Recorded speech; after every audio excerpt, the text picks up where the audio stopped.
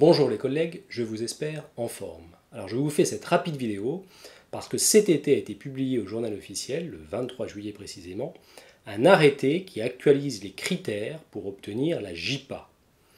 Et cette indemnité, ça serait dommage que vous passiez à côté, et donc je vais vous en parler. Si vous avez l'impression que ça fait plusieurs années que vous ne prenez pas de point d'indice, que vous n'augmentez pas, c'est peut-être pas qu'une impression, c'est peut-être vrai aussi. Et donc on va vérifier ensemble et je vais vous expliquer comment récupérer peut-être 200, 300, 400, 500 euros. Donc c'est pas négligeable. Cette indemnité dont les critères ont été actualisés cet été, c'est la JIPA. JIPA, c'est le sigle de garantie individuelle du pouvoir d'achat.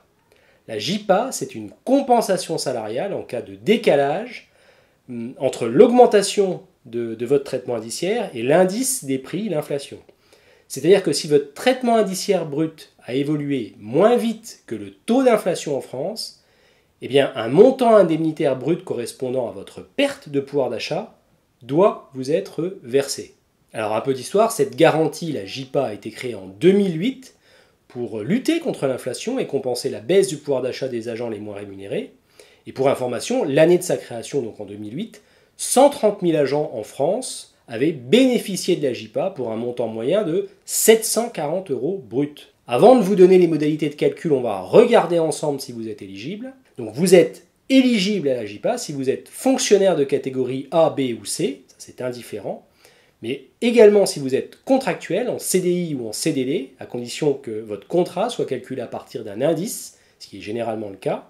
Les agents non titulaires qui sont en CDI ou en CDD employés de façon continue sur la période de référence, c'est-à-dire entre le 31 décembre 2016 et le 31 décembre 2020, sont également éligibles.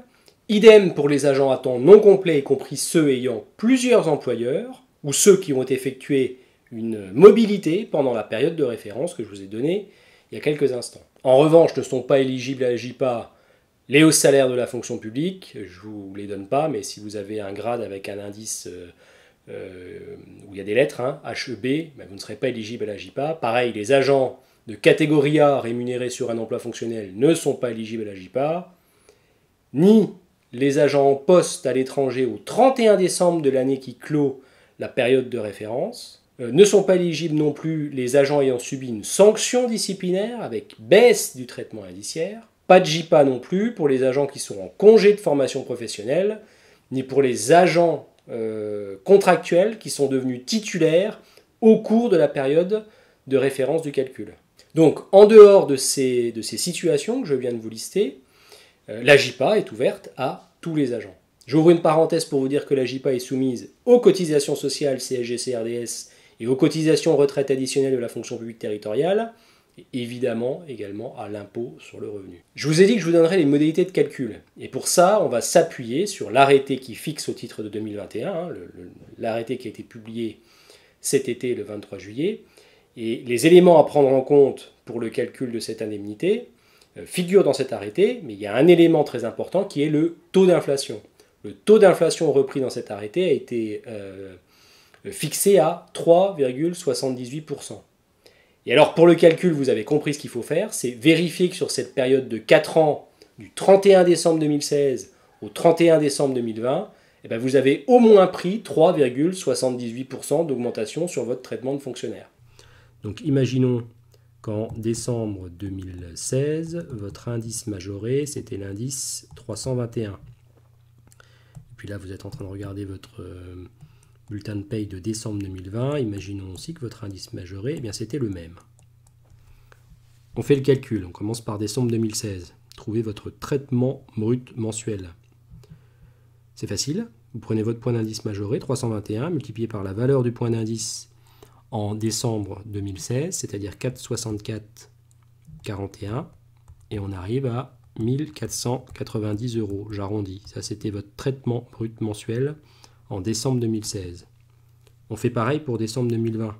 321 multiplié par la valeur du point d'indice 468,60. Faites attention, ce n'est pas la même valeur de point d'indice. Et on obtient 1504 euros. Maintenant, il faut regarder, avec l'inflation sur la période décembre 2016-décembre 2020, une inflation à 3,78%, bah, si votre salaire a progressé, si votre salaire de décembre 2016, il a progressé plus vite ou pas que l'inflation.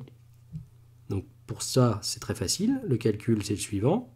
Vous faites 1490 multiplié par la valeur de l'inflation, 1,0378, et vous obtenez 1547 €.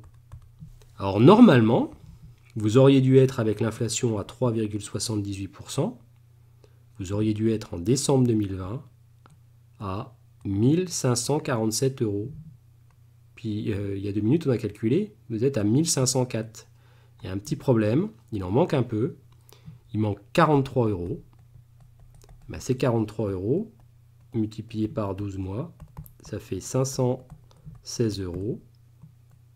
C'est égal à la JPA qu'il faut demander au RH. Je vous mets un calculateur dans la description pour faire la simulation plus facilement. Vous avez juste besoin de vos 2 bulletins de salaire, décembre 2016, décembre 2020. Puis si vous êtes éligible à la JPA, vous avez simplement à appeler les RH et à demander son versement. Dernière information à vous donner si vous êtes éligible à la JPA, le versement de l'indemnité doit se faire l'année qui suit la clôture de période de référence. Donc pour ce qui nous concerne, cette année, la période de référence, c'est du 31 décembre 2016 au 31 décembre 2020. Donc le versement doit obligatoirement intervenir avant la fin d'année 2021. Voilà, c'est terminé. Pouce bleu si vous avez aimé cette vidéo, ça encourage, ça remercie. Et puis vous abonner aussi également pour ne pas rater les prochaines publications. À bientôt.